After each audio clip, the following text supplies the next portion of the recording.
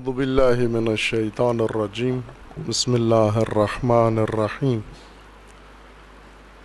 الحمد للہ والصلاة والسلام علی رسول اللہ وآلہ آل اللہ واللعنۃ الدائمۃ علی اعدائہم اعداء اللہ من یوم عداوتہم الی یوم لقاء اللہ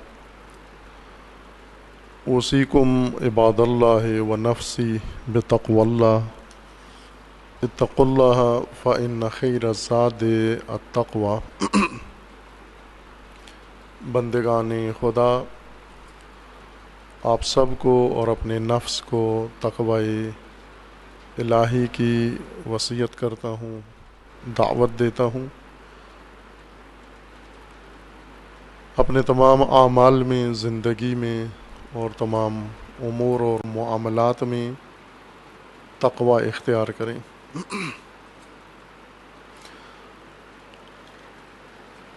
چونکہ یہ سعادت بھی ہم سب کو نصیب ہے کہ خداوند تبارک و تعالیٰ نے ہمیں اپنی زندگیوں میں ایک دفعہ پھر ماہ مبارک رمضان، ماہ قرآن، شہر اللہ الاکبر کی سعادت نصیب کی ہے، اور حلول ماہ مبارک رمضان آپ تمام عبادت گزاران و تمام روزہ داران و بندگان خدا کو مبارکباد عرض ہے۔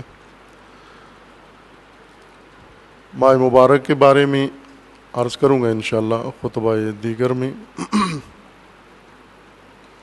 یہ فرصت ہے تقوی کے لیے، چونکہ اللہ تعالیٰ نے قرآن کریم میں روزے کا مقصد تقوی کو قرار دیا ہے۔ یا ایھا الذین آمنوا کتب علیکم الصیام کما کتب علی الذین من قبلکم لعلکم تتقون۔ ایمان والوں کو خطاب کر کے اللہ تعالیٰ نے فرمایا ہے کہ آپ پر روزہ واجب ہے، جس طرح گزشتگان پر واجب تھا، اور روزے کا مقصد ہے کہ آپ با تقوی ہو جائیں، چونکہ تقوی زاد زندگی انسان ہے و وسیلہ نجات انسان ہے دنیا و آخرت میں۔ تقوی دراصل الہی طرز زندگی کا نام ہے۔ ہر انسان ایک زندگی کی ادا رکھتا ہے، طرز رکھتا ہے۔ آبائی طرز پر بسر ہونے والی زندگی ایک طرح کی زندگی ہے، کسی خاص تہذیب کے ماتحت زندگی اسی سے منسوب زندگی ہے۔ الہی زندگی با تقوی زندگی کہلاتی ہے۔ تقوی طرز زندگی ہے الہی انسان کے لیے۔ و تقوی کے علاوہ کوئی ذریعہ نجات نہیں ہے انسان کے پاس۔ ہر چند ہم تقوی کے متبادل بعض اوقات راہیں ڈھونڈ لیتے ہیں، یا ہمیں بتائی جاتی ہیں، تلاش کر لیتے ہیں، اچھی لگتی ہیں ہمیں۔ تقوی کا راستہ چونکہ عادتوں کے برخلاف ہے، خواہشات کے برخلاف ہے، دشوار لگتا ہے، اور اگر انسان عادتوں پر اور خواہشات پہ غلبہ پا لے، سب سے آسان راستہ تقوی کا راستہ ہے۔ مشکل نہیں ہے تقوی، لیکن جب غلبہ ہو خواہشات کا، ہوا و ہوس کا و نفس کا، راہ تقوی انسان کو مشکل نظر آتا ہے۔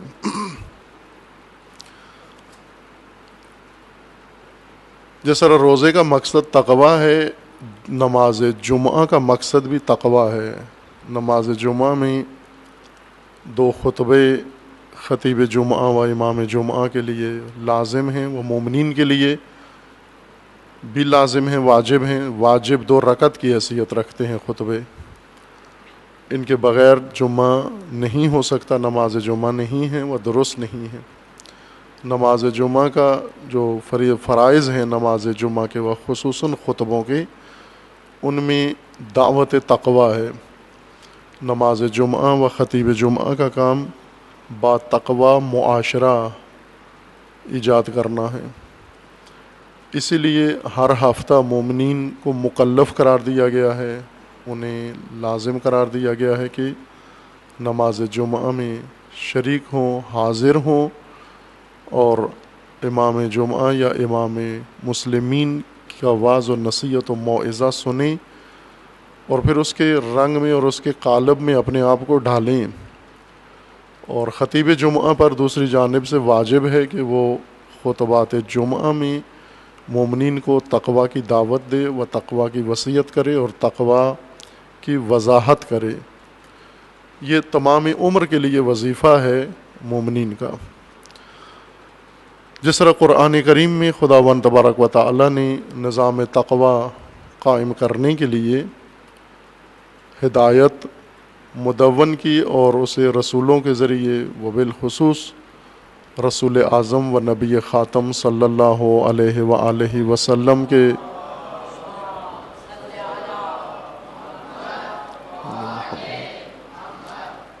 وجود نورانی کے ذریعے اسے تبلیغ کیا، بندوں تک پہنچایا ہے۔ اس نظام الہی میں اور نظام تقویٰ میں قرآن کریم نے ایک مطلب یہ ذکر کیا ہے کہ خداوند تعالیٰ کی جانب سے ہر نعمت دنیا و آخرت کی وہ تقویٰ کے ساتھ مشروط ہے، بغیر تقویٰ کے انسان اس کا امیدوار نہ رہے۔ چونکہ انسان آسان راستے ڈھونڈتا ہے، آسانیاں تلاش کرتا ہے، اگرچہ یہ آسانیاں اسے جعلی راستوں سے ہی مل جائیں، جس طرح نوکری ڈھونڈتا ہے آسان راستے سے اور آسان ملازمت تلاش کرتا ہے جہاں تنخواہ زیادہ ملے اور فرائض اور ڈیوٹی کم کرنا پڑے۔ اسی طرح دین میں بھی تلاش کرتا ہے آسان راستے، اگرچہ وہ جعلی ہی کیوں نہ ہو، دل اس کا گواہی دیتا ہے کہ یہ جعلی راستہ ہے، لیکن چونکہ آسان ہے اس کو اچھا لگتا ہے، اور تقویٰ کا راستہ انسان ترک کر دیتا ہے۔ حقیقت میں خداوند تبارک و تعالی نے تمام نعمتیں و ہدایت مشروط قرار دی ہے تقویٰ کے ساتھ۔ با تقویٰ انسان ان سب تک پہنچیں گے، ان وعدوں تک، لیکن بے تقویٰ انسان محروم رہیں گے۔ ان آیات میں سے ایک آیہ کریمہ سورہ مبارکہ مائدہ میں ہے، جس میں متقین کے لیے یہ مقام ذکر کیا گیا ہے۔ ماجرا ہے بشری نظام میں پہلا جھگڑا جو ہوا تھا، اولاد آدم میں پہلی لڑائی آدم کے دو بیٹوں کے درمیان، اسی کا تذکرہ ہے، اور یہیں سے اللہ تعالیٰ نے متقین کے لیے بھی قانون ذکر فرما دیا ہے۔ آیا 27 میں اور 28 میں خداوند تبارک و تعالیٰ نے ان دو بھائیوں کا ذکر کیا ہے، ابنائے آدم کا۔ وَاتْلُ عَلَيْهِمْ نَبَأَ ابْنَيِ آدم، آپ پیش کریں، تلاوت کریں ان کے سامنے اور قصہ بیان کریں آدم کے دو بیٹوں کا۔ رسول اللہ کو حکم ہے کہ اپنی امت کو اولاد آدم میں سے دو بیٹوں کا واقعہ سنائیں۔ وَاتْلُ عَلَيْهِمْ، مومنین کے اوپر تلاوت کریں نبأ ابنی آدم، نبا یعنی خبر، قصہ، واقعہ، ماجرا، ابنی آدم، آدم کے دو بیٹوں کا واقعہ ذکر کریں۔ بالحق، بالحق بیان کریں، یعنی تمام واقعیت ان کے سامنے ذکر کر دیں جو کچھ ابنائے آدم میں رونما ہوا تھا۔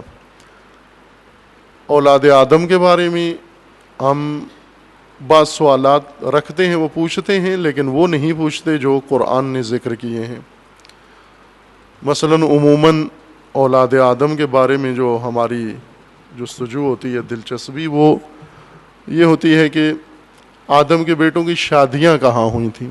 ہمیں زیادہ ان کی شادیوں سے سروکار ہے کہ وہ کیسے ہوتی تھیں، کس سے ہوتی تھیں۔ عموماً پھر من گھڑت جواب بھی دیتے ہیں۔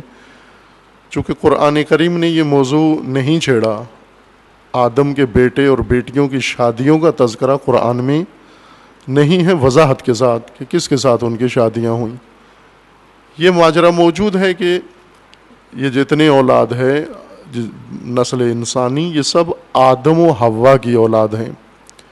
اس میں کوئی اور نسل بیچ میں نہیں آ گئی. بعد میں یہ تقسیم ہو گئی, آپس میں اونچ ذات اور نیچ ذات بن گئے, کمی بن گئے اور ارباب بن گئے, اور مختلف انہوں نے ذات پات کا آپس میں نظام بنا لیا. لیکن ہیں یہ دونوں ایک ماں باپ کی اولاد ہیں. ایک ماں باپ کی اولاد میں کیوں اتنا فرق آ گیا ہے, یہ پیچیدہ موضوع ہے. ایک ماں باپ کی اولاد ہیں, نہ اس میں جن شامل ہیں ان کی اولاد کے اندر, نہ حوریں شامل ہیں, نہ فرشتے اور ملائکہ دخیل ہیں. یہ جتنی اولاد آدم ہے زمین کے اوپر یہ سب آدم و حوا کی اولاد ہیں. یہ صراحت ہے قرآن کریم میں. لیکن ان کی اولاد آگے کیسے پھیلی, ان کی شادیاں کیسے ہوئیں, ان کی منگنیاں کیسے ہوئیں, ان کے بچے کتنے ہوئے, کہاں ہوئے, ہماری دلچسپی کی کوئی بات قرآن نے ذکر نہیں کی, اور قرآن کی دلچسپی کی کوئی بات ہم نہیں سننا چاہتے, اس کی طرف ہمارا دھیان نہیں جاتا. قرآن کریم نے ذکر کیا کہ آدم کے 2 بیٹے تھے. قرآن میں ان کا بعض جگہ نام بھی آیا ہے, حابیل و قابیل, روایات میں بھی ان کا نام آیا ہے. وَاتْلُ عَلَيْهِمْ نَبَأَ ابْنَيَّ آدَمَ بِالْحَقِّ, آپ پیش کریں واقعہ ابناء آدم, ان 2 بیٹوں کا, ابنائی یعنی 2 بیٹے, ان کا واقعہ ذکر کریں حق کے ساتھ, بالحق بیان کریں یہ ماجرا اور واقعہ, یعنی تمام حقیقت ان کے اپنی امت کے سامنے کھول کے رکھیں کہ یہ بھی اولاد آدم ہیں.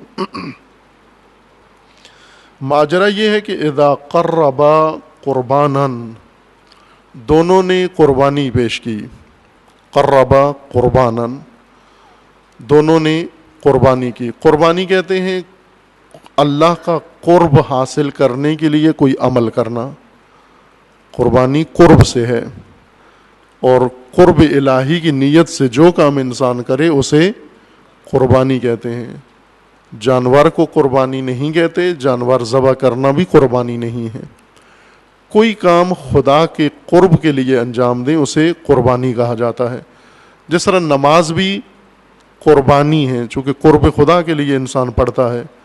روایت میں بھی ہے الصلاۃ قربان لکل تقی, ہر با تقوی انسان کے لیے نماز قربانی ہے. نماز باعث قرب ہے, اللہ کی نزدیکی کا ذریعہ و وسیلہ اس کے لیے نماز ہے. اور ایک طریقہ قربانی کا انسان یہ ہے کہ صدقہ دیتا ہے یا کوئی چیز فقراء میں غرباء میں تقسیم کرتا ہے. معمول ایک یہ بن گیا قربانی کا کہ انسان کوئی حیوان ذبح کر کے اس کو فقراء میں یا مستحقین کے اندر تقسیم کر دیتا ہے, اور نیت کرتا ہے قربتاً الی اللہ, قرب خدا کے لیے یہ کر رہا ہے, اس لیے اسے قربانی کہا جاتا ہے. بس یہ ذہن میں رکھیے کہ قربان یا قربانی قرآن کی اصطلاح ہے. قرآن کریم میں بکرے کو قربانی نہیں کہتے, جانور کاٹنا قربانی نہیں ہے. قرب خدا کے لیے کوئی عمل کرنا قربانی ہے, جو چیز خدا کی قربت کا وسیلہ بنی.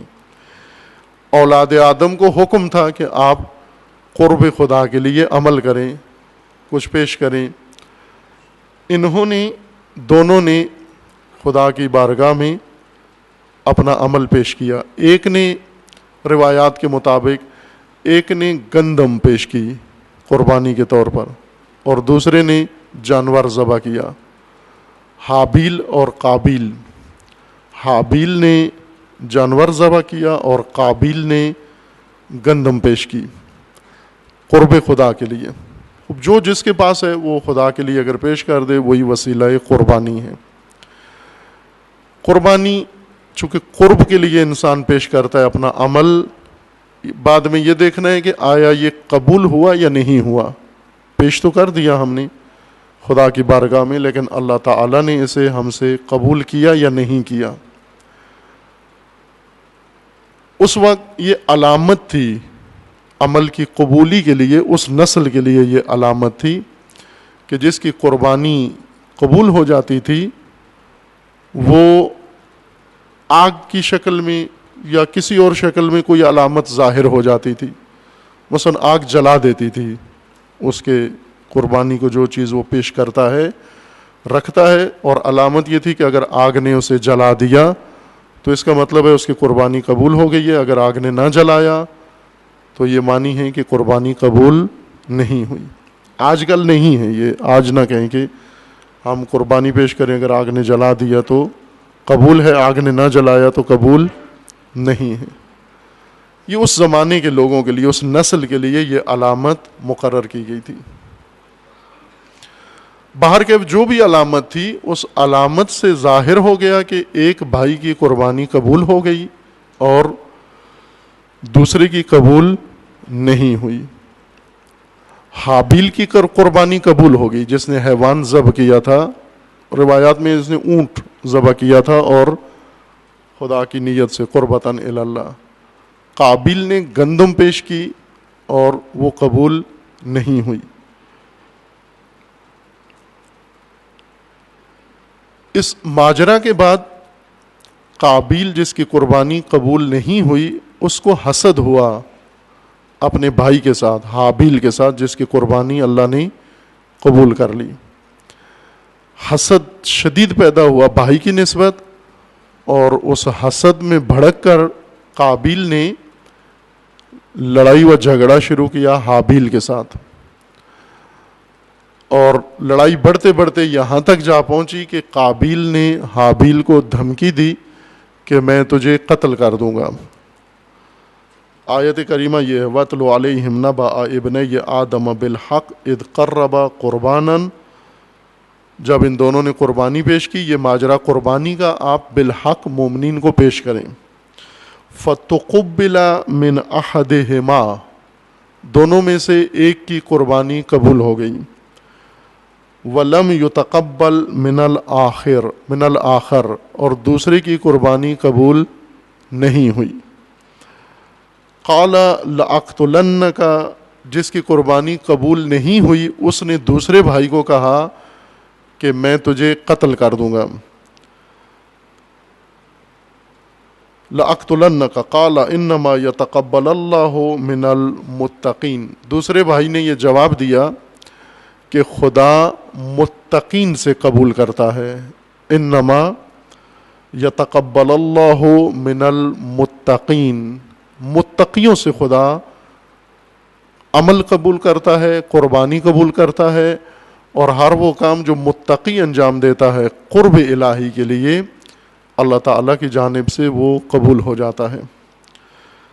اس کے بعد اس بھائی نے جس کو دھمکی دی گئی تھی، جس کی قربانی قبول ہو گئی تھی، اس نے جواب دیا لَإِن بَسَطتَ إِلَيَّ يَدَكَ لِتَقْتُلَنِي، اگر تو ہاتھ بڑھائے گا میری جانب قتل کرنے کے لیے مجھے، مَا أَنَا بِبَاسِطٍ يَدَيَّ إِلَيْكَ لِأَقْتُلَكَ، لیکن میں ہرگز تیری طرف تجھے قتل کرنے کے لیے اپنا ہاتھ نہیں بڑھاؤں گا، میں تجھے قتل نہیں کروں گا.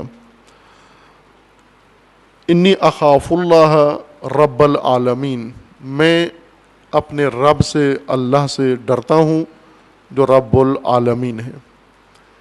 خوب یہ ماجرا حکم ہوا رسول اللہ کو کہ آپ اپنی قوم کو، ملت کو، مومنین کو سنائیے. وَاتْلُ عَلَيْهِمْ، تلاوت کریں ان کے اوپر، سنائیں ان کو یہ ماجرا حابیل و قابیل کا.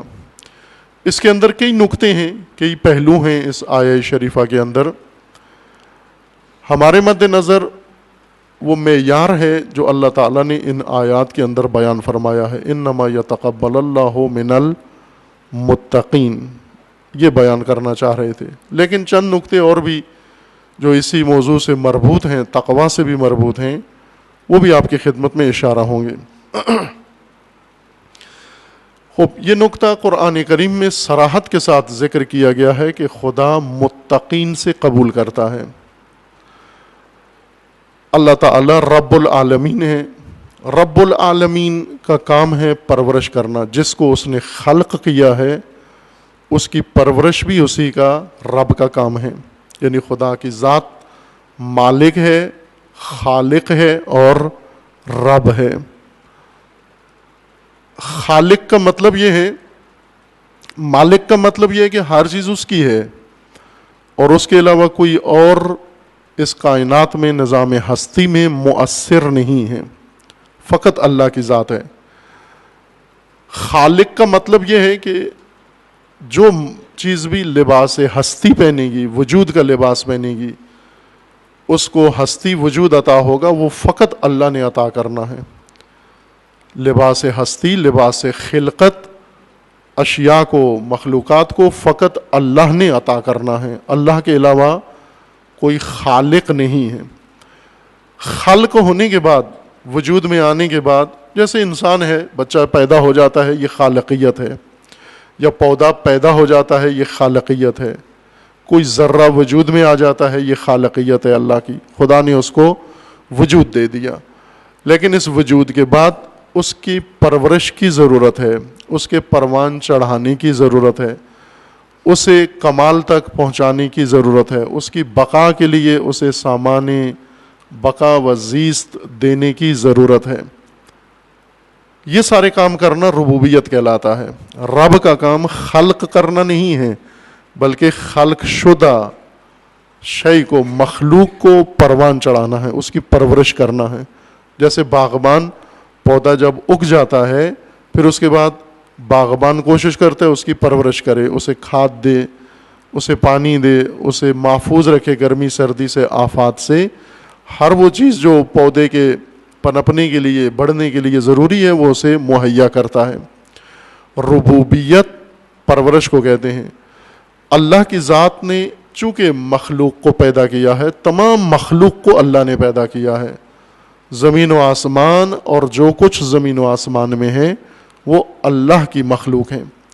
مخلوق خدا ہونے کی وجہ سے ان کو پرورش کی بھی ضرورت ہے، ان کی پرورش بھی اللہ کا کام ہے. اس وجہ سے اللہ ان سب کے لیے رب ہے، رب العالمین ہے. رب ہونے کے لیے، جس طرح خالقیت کے لیے خدا نے یہ شرط نہیں رکھی کہ جو مجھے مانتا ہے، میری اطاعت کرتا ہے، میری فرمان برداری کرتا ہے، اس کو خلق کروں گا، بلکہ ہر چیز کو اللہ نے خلق کر دیا. شعور رکھتی ہے یا نہیں رکھتی، وہ کسی بھی قسم سے ہو، اس کو اللہ نے خلقت عطا کر دی. ہواؤں کو اللہ نے پیدا کر دیا، آگ کو اللہ نے پیدا کیا، جمادات کو اللہ نے پیدا کیا، نباتات کو اللہ نے پیدا کیا. ہر شے کو خدا نے لباس ہستی و لباس خلقت عطا فرمایا ہے. اب لباس ہستی کے بعد خداوند تبارک و تعالی نے ان کو پروان چڑھانا ہے. پروان چڑھانے کے لیے ان کو ضرورت ہے، رزق کی ضرورت ہے، حفاظت کی ضرورت ہے، وسائل کی ضرورت ہے، اموال کی ضرورت ہے، سائی کی ضرورت ہے. بہت کچھ چاہیے تاکہ یہ پروان چڑھیں، تاکہ بڑھ جائیں. جیسے ایک پودے کو پروان چڑھنے کے لیے دھوپ کی ضرورت ہے، آکسیجن کی ضرورت ہے، کھاد کی ضرورت ہے، پانی کی ضرورت ہے، حفاظت کی ضرورت ہے تاکہ یہ پودا پروان چڑھے. اسی طرح فردن فردن ہر مخلوق کو پروان چڑھنے کے لیے اور پرورش پانے کے لیے بہت کچھ چیزوں کی ضرورت ہے، اور وہ سب کچھ اللہ نے اس کو عطا کی ہیں. اس کے لیے بھی شرط نہیں ہے کہ مومن ہوگے تو خدا تمہیں یہ دے گا پروان چڑھنے کے لیے وسائل، اور اگر مومن نہ ہوئے تو تمہیں نہیں ملے گا. چونکہ خدا رب العالمین ہے، رب المومنین نہیں ہے، فقط رب العالمین ہے، رب کل شیء ہے، ہر شے کا رب ہے. اس وجہ سے ہر شے کو پرورش کا سامان اللہ نے عطا کرنا ہے. انسانوں میں بھی خداوند تبارک و تعالی ہر ایک مخلوق، ہر انسان کا رب ہے. اور شرط نہیں ہے کہ یہ انسان اللہ کو مانتا ہو، اللہ کا بندہ ہو، اللہ کی اطاعت کرتا ہو، اللہ کی بندگی کرتا ہو اور خدا کی راہ میں ہو تو خدا نے اس کو پرورش کے لیے، پروان چڑھنے کے لیے وسائل زندگی دینے ہیں. اس کے لیے کوئی شرط نہیں رکھی اللہ تعالیٰ نے. مومن ہو تو بھی خدا تمہارا رب ہے، اگر مومن نہیں ہو تو بھی اللہ تمہارا رب ہے. خدا نے ہی تمہیں دینا ہے، کوئی شرط نہیں ہے. لہٰذا ربوبیت خدا سے ہمیں سب کچھ نصیب ہو رہا ہے. ہمارا حق نہیں، اللہ کی ربوبیت کی وجہ سے ہمیں سب کچھ مل رہا ہے، چونکہ وہ رب ہے عالمین کا. تقوی شرط نہیں ہے. ہمارے پاس یہ معیار ہے کہ جس کے پاس مال و دولت و ثروت بہت ہو وہ یہ سمجھتا ہے کہ اللہ مجھ سے راضی ہے. کہتے بھی ہیں جی ہم جیسے گناہ کاروں پر بھی اللہ بہت راضی ہے, اللہ کی رضا سے بہت کچھ ہے. اگر آپ کے پاس ڈھیر سارا مال ہے, وہ دنیا ہے, وہ سب کچھ ہے, اس سے اللہ کی ربوبیت تو ثابت ہوتی ہے لیکن اللہ کی رضا ثابت نہیں ہوتی, چونکہ اللہ تعالیٰ کا قانون یہ نہیں ہے کہ میں جن سے راضی ہوں انہیں دوں گا, بلکہ یہ فرمایا کہ جنہیں میں نے خلق کیا ہے ان سب کو دوں گا.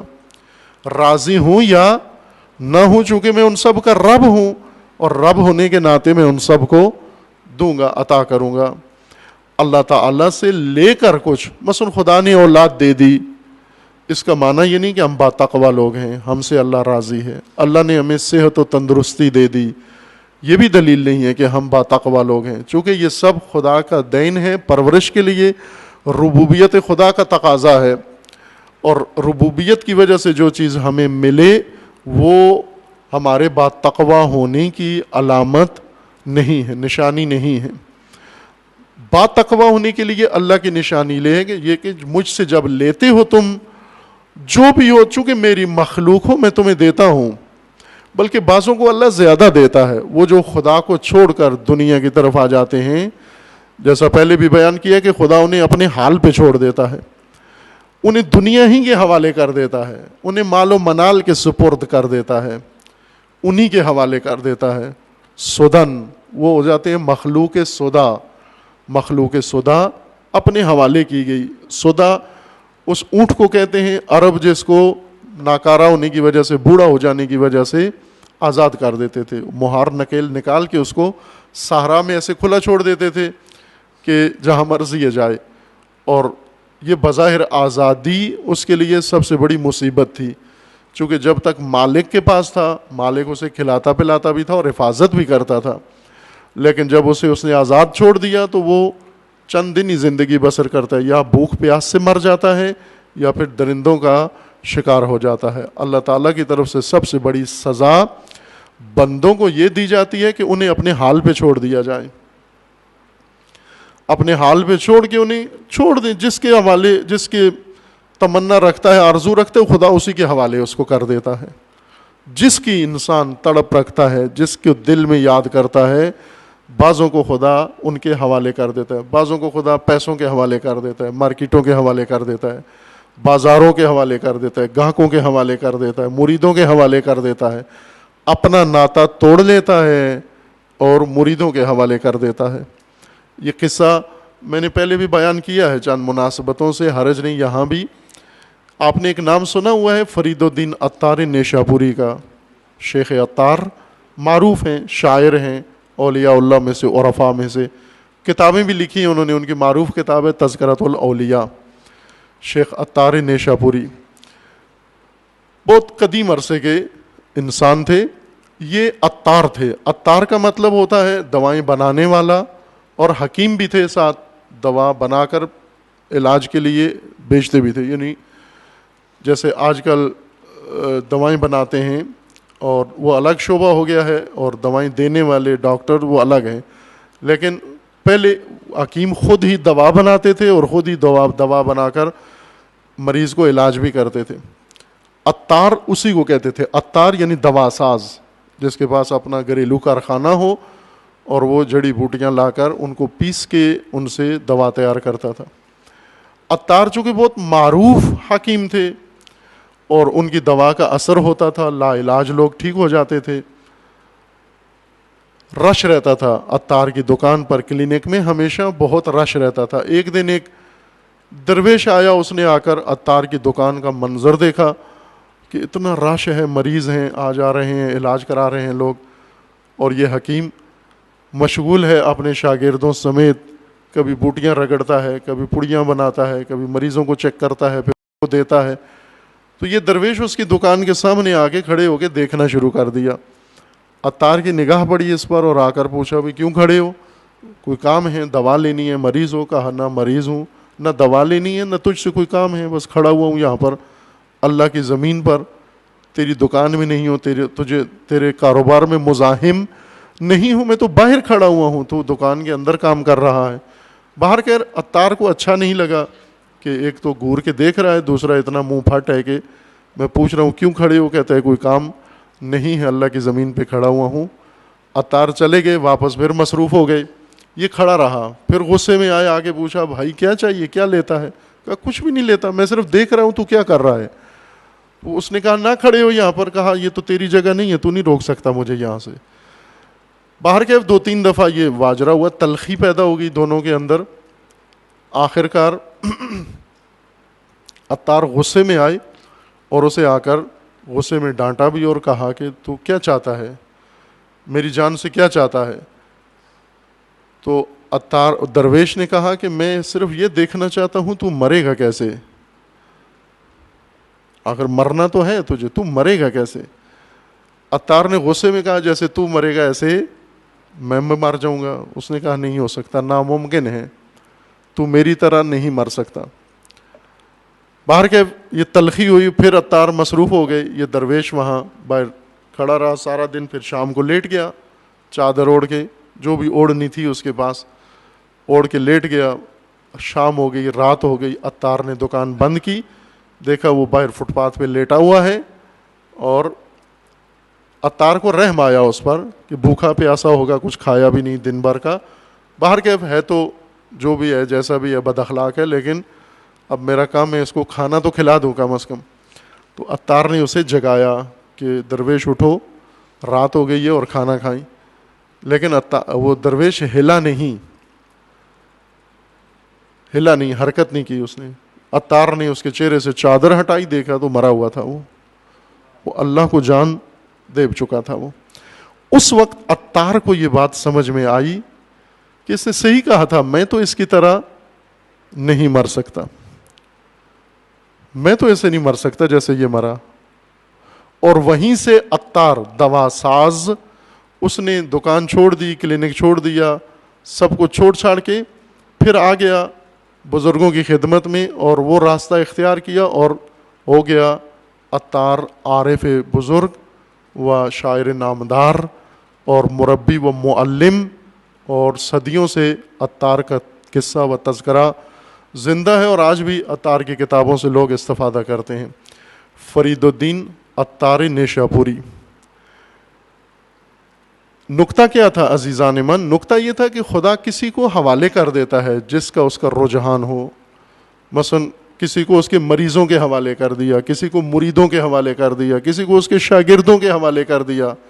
اپنے سے اللہ ناتا توڑ دیتا ہے اور ان مخلوق کے حوالے کر دیتا ہے کہ جاؤ تم ان کے حوالے رہو. جس کو جس کا شوق ہے, روٹیوں کا شوق ہے, خدا روٹیوں کے حوالے کر دیتا ہے. غلے کا شوق ہے, خدا غلہ منڈی میں آڑتی بنا دیتا ہے, غلہ منڈی کا کاروباری بنا دیتا ہے.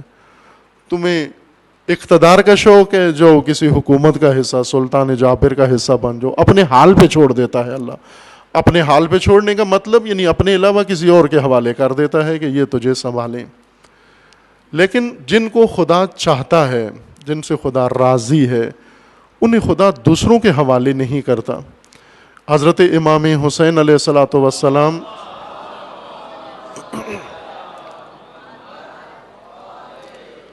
دعائے شریف عرفہ میں بارگاہ خداوند تبارک و تعالیٰ میں بیان فرماتے ہیں. امام حسین علیہ السلام فرماتے ہیں کہ اے پروردگار, مجھے تیری جستجو ہے, میری ضرورت تو ہے, تیری نعمتیں میری ضرورت نہیں ہیں.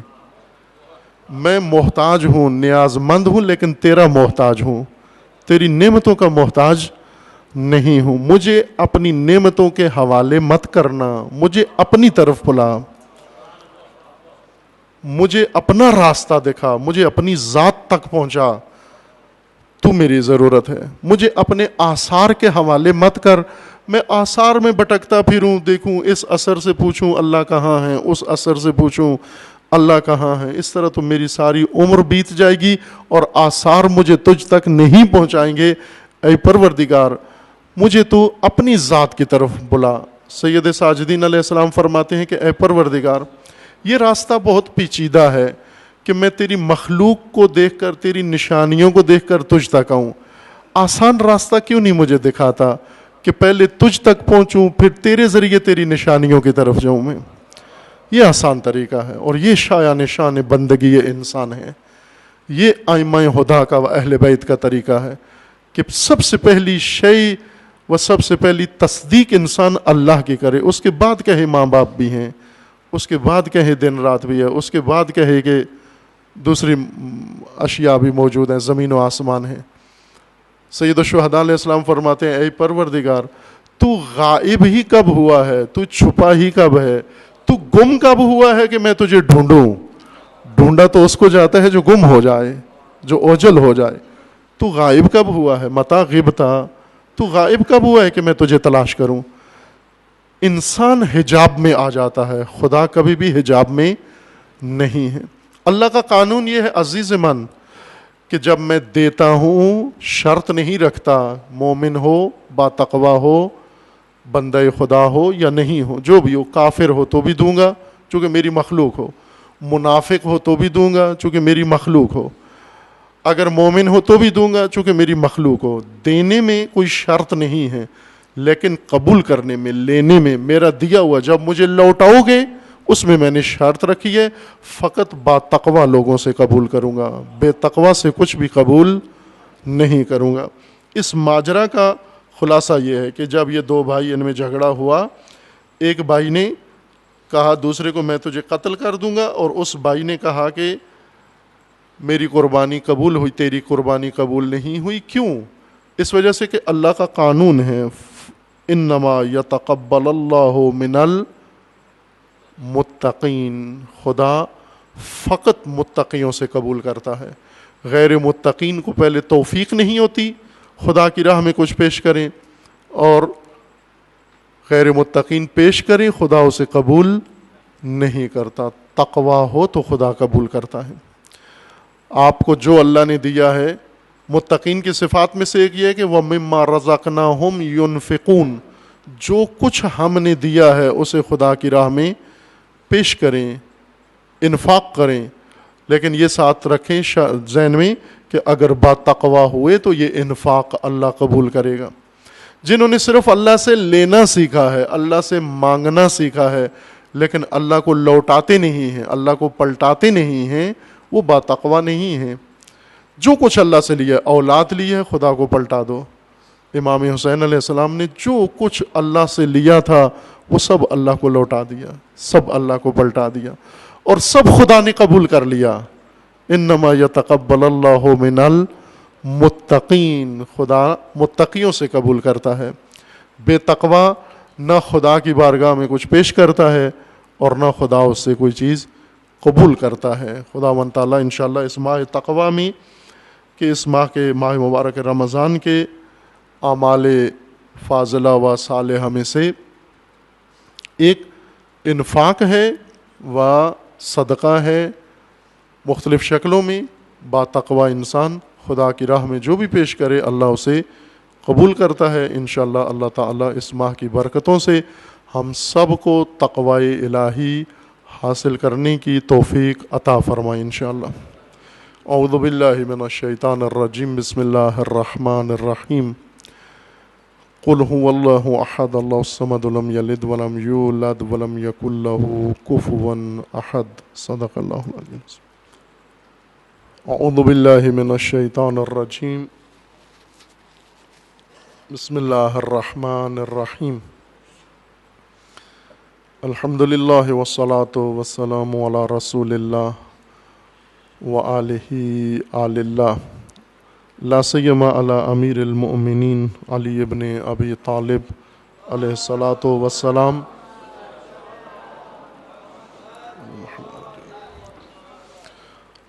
و فاطمۃ الزہرا سیدۃ النساء العالمین علیہ الصلاۃ والسلام، والحسن والحسین سیدی شباب اہل الجنہ محمد محمد،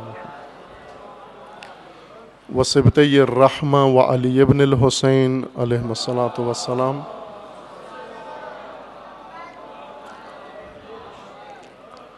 ومحمد ابن علی اللہم صل علی محمد وعلی محمد، وجعفر ابن محمد اللہم صل علی محمد وعلی محمد،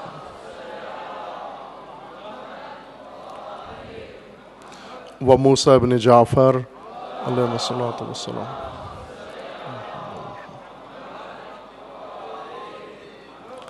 و علی ابن موسیٰ اللہم صل علی محمد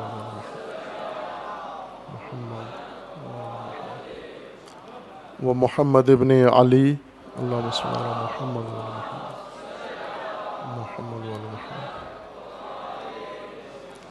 و علی ابن محمد اللہم صل علی محمد و محمد والحسن ابن علی اللہم صل علی محمد و محمد صلاۃ والسلام والحجت ابن الحسن القائم المہدی علیہ الصلاۃ والسلام وعلی محمد وجل حجج اللہ علی عبادہ و امناؤہ فی بلادہ واللعن علی اعدائہم اجمعین من الآن الی قیام یوم الدین عباد اللہ اوصیکم و نفسی بتقوی اللہ اتقوا اللہ فإن خیر الزاد التقوی بندگان خدا، آپ سب کو اور اپنے نفس کو تقوی الہی کی وصیت کرتا ہوں، دعوت دیتا ہوں، تقوی اختیار کریں، چونکہ زاد نجات و زاد قیامت و آخرت و توشہ آخرت فقط تقوی ہے۔ نجات تقوی میں ہے، عمل قبول تقوی سے ہوتا ہے، انسان ایمان کے درجے پر تقوی سے فائز ہوتا ہے، قرب خدا کا ذریعہ تقوی ہے۔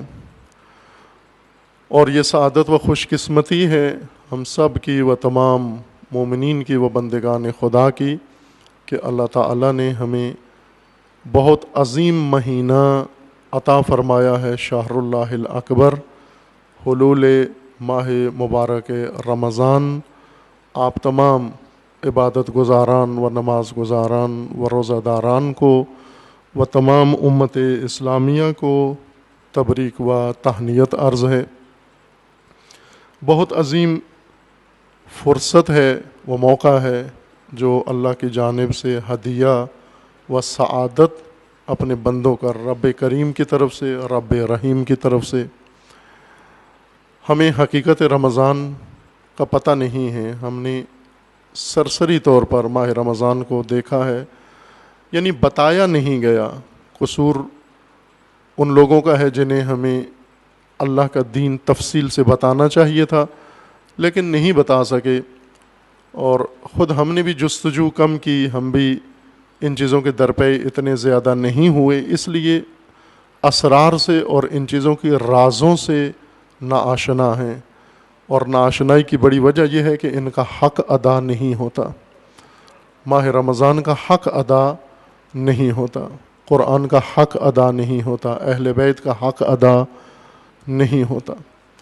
اپنے تئیں ہم کچھ رسومات بنا لیتے ہیں، کچھ آداب اختیار کر لیتے ہیں، کچھ اعمال، اور انہی میں یہ فرصت ساری گزار دیتے ہیں، گزر جاتی ہے، اور ہم اپنے آپ کو تسلی دے لیتے ہیں کہ ہم نے اپنے حصے کا کام کر دیا ہے۔ اگر معرفت ہو پھر ہمیں معلوم ہوگا کہ کس نعمت میں خدا نے ہمیں مبتلا کیا ہے اور امتحان لے رہا ہے، اور ہم کس قدر عظیم مہینے میں آئے ہیں۔ یہ وہ ماہ ہے جس میں ائمہ اطہار بالعموم و امام چہارم حضرت علی ابن الحسین علیہ الصلاۃ والسلام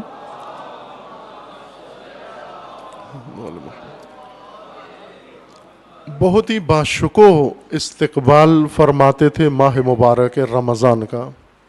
بعض روایات میں ہے کہ امام اس طرح سے ماہ مبارک رمضان کا انتظار کرتے تھے اور استقبال کرتے تھے جس طرح کسی شادی والے گھر میں دلہن کا استقبال کیا جاتا ہے۔ اس رغبت کے ساتھ ماہ مبارک رمضان کا استقبال کرتے تھے، اور خداوند تبارک و تعالیٰ سے دعا مانگتے کہ اے پروردگار، اس ماہ رمضان کے حق ادا کرنے کی توفیق عطا فرما۔ مفصل دعائیں ہیں، چونکہ یہ مہینہ دعا کا بھی مہینہ ہے۔ اس مہینے کے دن رات، ہر لحظہ، ہر گھڑی عزیز من بہت غنیمت سمجھیں آپ، یہاں تک کہ اس ماہ کے اندر آپ کی سانس لینا تسبیح لکھا جائے گا۔ آپ سانس لے رہے ہیں، سانس عام معمولی کام جو ہر سال اور ہر روز کرتے ہیں، ہم توجہ بھی نہیں ہوتی. تنفس، یہ مہینہ مومن کے تنفس کو تسبیح میں بدل دیتا ہے. اسی سے اس کی قدر و منزلت سمجھ میں آ جاتی ہے. یہ وہ ماہ ہے جس میں آپ اگر روزہ رکھ کر سو جائیں، نیند کر رہے ہوں، تو آپ جب اٹھتے ہیں اور جب آپ نامہ عمل دیکھتے ہیں تو یہ عبادت لکھی ہوگی. اگر آپ 2 گھنٹے سوئے ہیں روزے کی حالت میں تو یہ 2 گھنٹے عبادت لکھی ہوگی، نہ کہ نیند لکھی ہوگی آپ کی. اس قدر باعظمت مہینہ ہے، اس مہینے کی اس کے اندر طاقت ہے، اس وقت کے اندر اتنی فرصت ہے.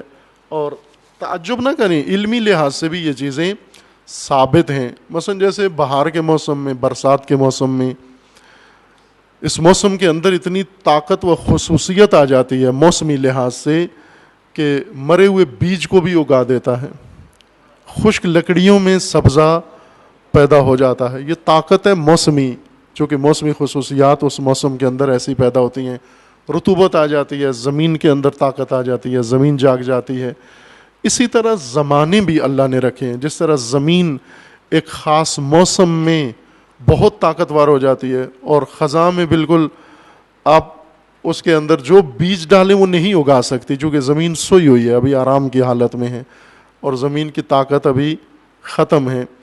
اسی طرح بعض ایام ایسے ہیں جن میں ہم بہت کوشش بھی کریں اتنا نتیجہ نہیں نکلتا، لیکن ماہ رمضان وہ زمانہ ہے کہ جس کے اندر انسان معمولی سا بھی اگر ایک کام کرے تو وہ ایک بہت عظیم عبادت انسان کے لیے شمار ہوتی ہے. اس کے لحظوں کی قدر جانیں، اس کی گھڑیوں کی قدر جانیں. اور جس طرح روایت آپ کے سامنے پیش کی تھی گزشتہ ہفتے کہ حضرت سیدہ فاطمہ الزہرا سلام اللہ تعالی علیہا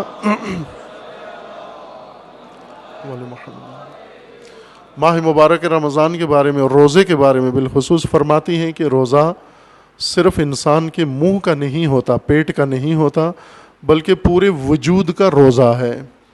زبان کا روزہ ہو، آنکھ کا روزہ ہو، کان کا روزہ ہو اور خیال کا بھی روزہ ہو، فکر کا بھی روزہ ہو. یہ روزہ ہے. روزہ انسان کے لیے بڑی برکتیں رکھتا ہے. ماہ رمضان صرف روزے کا نام نہیں ہے، روزہ ماہ رمضان کے ادب کا نام ہے. فمن شہد منکم الشہر فلیصمہ، جو بھی اس شہر کا مشاہدہ کرے اس مہینے کا تو اسے روزہ رکھنا چاہیے. لیکن یہ مہینہ ہے کس کا؟ اصل کس چیز کا مہینہ ہے؟ یہ مہینہ بندگی کا ہے. آج پہلی رمضان ہے پاکستان کے افق کے لحاظ سے، اور سال کا پہلا مہینہ اور پہلے مہینے کا پہلا دن ہے آج. کون سا سال؟ اب آپ نے تعجب کیا ہوگا کہ آج پہلا مہینہ، سال آج سے شروع ہو رہا ہے، اور سال کا پہلا مہینہ اور پہلے مہینے کا پہلا دن کیسے ہو گیا؟ کہ اگر ہم قمری تاریخ سے دیکھیں تو محرم پہلا مہینہ ہے، اگر ہم عیسوی تاریخ سے دیکھیں تو جنوری پہلا مہینہ ہے، اگر ہم ہندی تاریخ کے لحاظ سے دیکھیں تو بھلے بیساکھ پہلا مہینہ ہے. اب یہ تو، اور اگر ہم پاکستان کا مالی سال دیکھیں تو وہ جولائی پہلا مہینہ ہے. مالی سال جون میں ختم ہوتا ہے، جولائی میں شروع ہوتا ہے. تعلیمی سال اگر دیکھیں تو اپریل میں شروع ہوتا ہے، مارچ میں ختم ہوتا ہے. رمضان کیسے سال کا پہلا مہینہ نکل آیا؟ یہ عبادی سال ہے، مومن کے عبادی سال کا پہلا مہینہ اور پہلا دن ہے آج. یعنی سالکین اللہ، وہ سالکین جو اللہ کی طرف جا رہے ہیں، ان کے سلوک اللہ، سفر اللہ، ہجرت اللہ کا سال ختم ہو کے نیا سال شروع ہو گیا ہے. جس طرح اللہ تعالیٰ کا فرمانا ہے یا ایھا الانسان انک قادح الی ربک قدحا فملاقیہ، اے انسان تجھے پتہ ہے تو کہاں جا رہا ہے؟ تو اپنے رب کی طرف جا رہا ہے، سختی کے ساتھ، دشواری کے ساتھ، زحمت کے ساتھ اپنے پروردگار کی جانب جا رہا ہے. سختیوں میں تو پہنچ جائے گا. قدحا فملاقیہ، اور ایک وقت ایسا آئے گا کہ تو اپنے رب سے ملاقات کرے گا۔ عبادی سال سے آشنا نہیں ہم، یعنی کیا نہیں گیا، بتایا نہیں کسی نے کہ عبادی سال بھی ہوتا ہے۔ بعض علماء بزرگوار ائمہ کی سیرت کے مطابق، ائمہ اطہار کی، خصوصاً امام چہارم کی سیرت یہ تھی کہ وہ رمضان کو پہلا مہینہ شمار کرتے تھے سلوک اللہ کا، اور شعبان آخری مہینہ ہے سلوک اللہ کا۔ شعبان میں یہ حساب ہوتا ہے کہ ہم نے کتنا سفر طے کیا ہے، اور رمضان میں نیا سفر شروع ہوا ہے۔ عزیزان، بہت غنیمت سمجھیں اس کو کہ ہم اپنے سفر اللہ میں پھر ایک دفعہ خدا نے ہمیں یہ توفیق عنایت فرمائی ہے، لیکن اس خصوصیت کے ساتھ کہ تمام رکاوٹیں اس سفر و سلوک کی خدا نے ہٹا دی ہیں۔ باقی ایام میں ہمیں محنت کرنا پڑتی ہے، ماہ رمضان میں آپ کے راستے سے وہ ساری رکاوٹیں ہٹا دی گئی ہیں۔ تمثیلی جملات ہیں، مراد ان سے یہ ہے کہ ساری رکاوٹیں و موانع آپ کی راہ سے برطرف کر دیے گئے ہیں۔ روایت میں ہے کہ اللہ تعالیٰ نے ماہ رمضان میں شیطان کو زنجیروں میں باندھ دیا ہے، پس آپ کے لیے ایک سہولت ہو گئی کہ شیطان زنجیر میں باندھا گیا ہے۔ لیکن بعض لوگ ایسے بد نصیب ہیں کہ بندھے ہوئے شیطان کی زنجیر کھول دیتے ہیں، جا کر بندھے ہوئے شیطان کو کھول دیتے ہیں، شیطان کو آزاد کرا دیتے ہیں ماہ رمضان میں، جسے اللہ نے باندھا ہے۔ جس طرح روایات میں کہ کرامن کاتبین، ہر انسان کے ہمراہ 2 فرشتے ہیں، پیدائش سے لے کر آخر تک آپ کے ہمراہ ہیں، اسی طرح ہر انسان کا ایک الگ شیطان بھی ہے۔ ایک بڑا شیطان ہے ابلیس، اور اس کے چیلے، ہر انسان کا ایک شیطان ہے۔ اگر انسان بڑے شیطان کو آزاد نہ بھی کرے تو اپنے شیطان کو بعض آزاد کر دیتے ہیں، بندھے ہوئے زنجیروں میں جکڑے ہوئے شیطان کو کھول دیتے ہیں، یعنی غفلت کی وجہ سے، معصیت کی وجہ سے۔ عزیزان، یہ مہینہ آپ کے عمل کو کئی گنا زیادہ بڑھا دیتا ہے۔ جیسے کہا تھا کہ آپ کی سانس کو تسبیح بنا دیتا ہے، تسبیح خدا، سبحان اللہ والحمد للہ، یہ آپ تسبیح پڑھتے ہیں، استغفر اللہ یہ تسبیح پڑھتے ہیں، لا الہ الا اللہ یہ تسبیح پڑھتے ہیں، اور تسبیح کا بڑا اثر ہے انسان کے لیے۔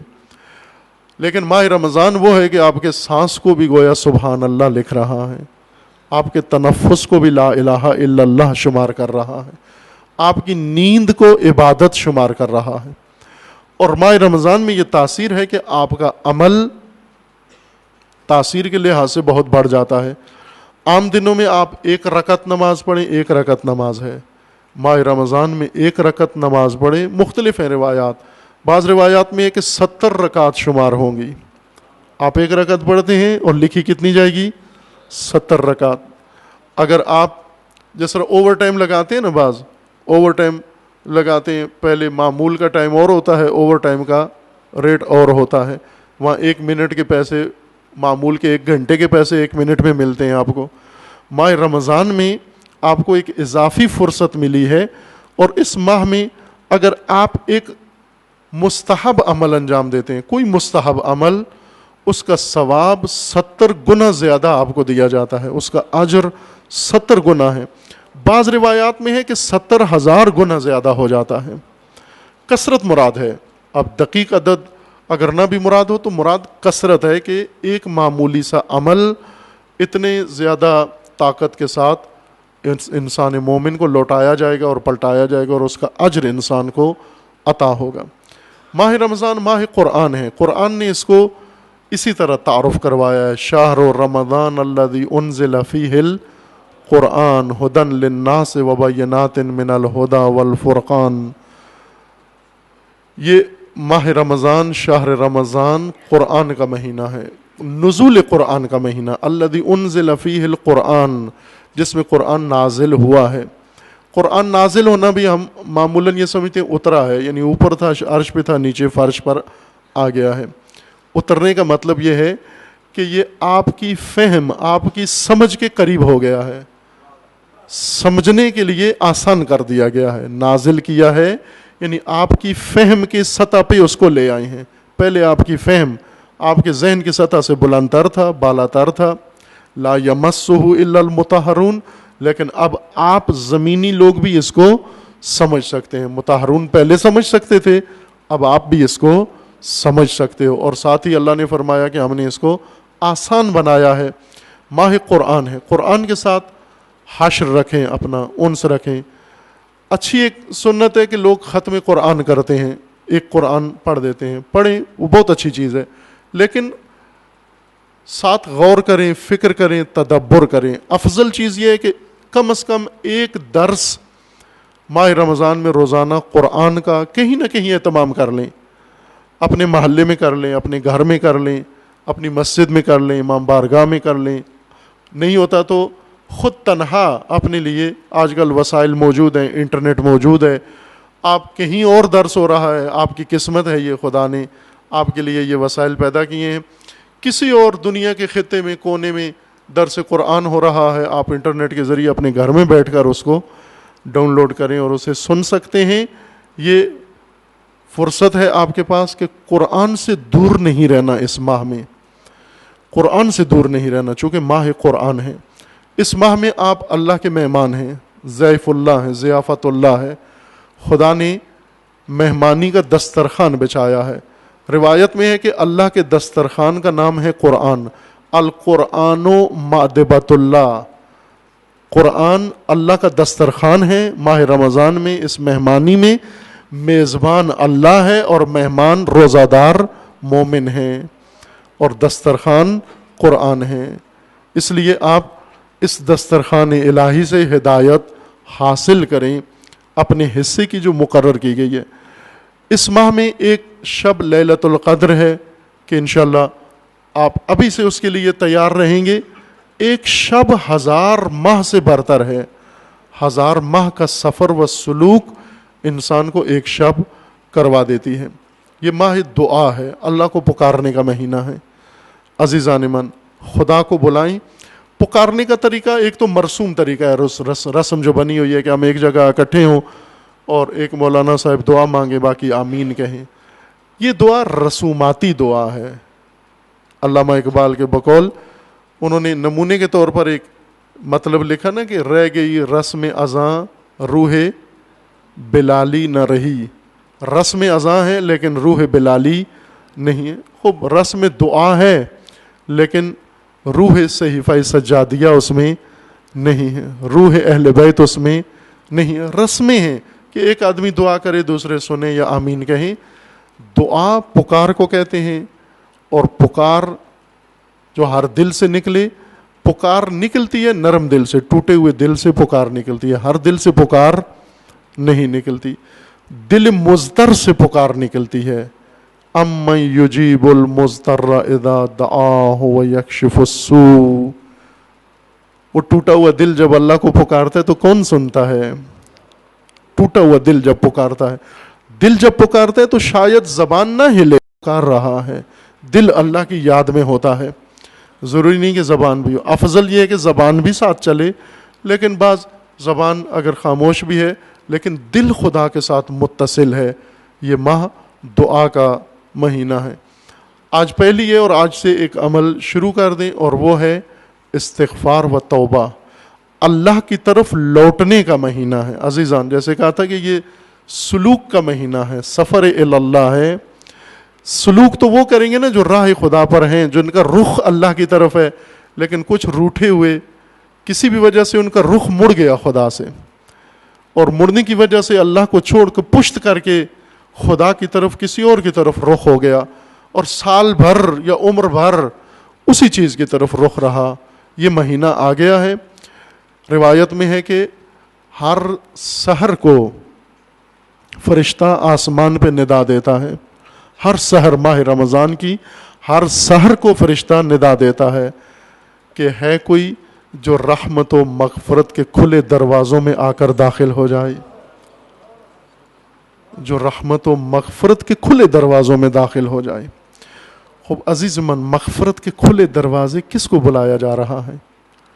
کس کو بلایا جا رہا ہے؟ ظاہر ہے جو بندگان مطیع خدا ہیں، جو سلوک اللہ رکھتے ہیں، سالکین اللہ ہیں، ان کے لیے ماہ رمضان ایک الگ درجہ رکھتا ہے، لیکن یہ ندا فرشتے کی ان کے لیے ہے جو سال بھر رخ موڑے رہے ہیں، انہیں بلایا جا رہا ہے۔ بد نصیبو، اب در کھلا ہوا ہے مغفرت کا، اب رحمت کا در کھلا ہوا ہے، کھلے در میں تو چلے جاؤ، اندر آ جاؤ، واپس آ جاؤ، لوٹ کے آ جاؤ۔ توبہ لوٹ کے آنا ہے، واپس آنا ہے اللہ کی جانب۔ جہاں بھی بھٹکے ہوئے تھے، جہاں پہنچے ہوئے تھے، اس کو ترک کر کے آ جائیں، اپنے پروردگار کی رحمت کے دامن کو پکڑ لیں، تھام لیں۔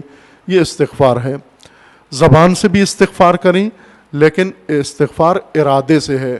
ارادہ یعنی وہ راہ جس پہ اللہ کی رضا نہیں ہے اسے چھوڑ دیا، میں نے ارادہ کر دیا، ترک کر دیا، اور خدا کی طرف آ کر پناہ مانگی خدا سے، اور التجا کی، خدایا جو کیا ہے اسے معاف کر دے، تو غفور و رحیم ہے، اور آئندہ کے لیے مجھے اپنی پناہ میں لے لے کہ میں کہیں پھر نہ بھٹک جاؤں۔ تیری پناہ میں رہوں گا تو محفوظ رہوں گا، مجھے اپنی پناہ سے خارج نہ کرنا، چونکہ تیری پناہ سے نکلا پھر کوئی مجھے سہارا دینے والا موجود نہیں ہے۔ ایک شریف بہت اعلیٰ دعا ہے، یقیناً پڑھیے عزیزان، خود نہیں پڑھ سکتے ایک مجلس رکھیں دعا کی اپنے گھر کے اندر، یا مسجد میں محفل رکھیں، امام بارگاہ میں، جہاں بھی توفیق میسر ہے، دعائے ابی حمزہ سمالی۔ البتہ لمبی دعا ہے، ایک ہی دن پوری دعا پڑھنا، صرف پڑھ دیں گے، تلاوت کر دیں گے۔ اگر پورا مہینہ اس کو پڑھیں آپ، یعنی ایک ایک پیراگراف اس کا روز پڑھیں، اور جو مولانا ہے، اگر کوئی علمی عالم شخصیت ہے، یا آپ مومنین میں سے ہی اگر کوئی ترجمے کے ساتھ پڑھ سکتے ہیں، ساتھ اس کا ترجمہ بھی پڑھیں۔ یہ دعا حضرت امام سید ساجدین علیہ الصلوۃ والسلام کی ہے۔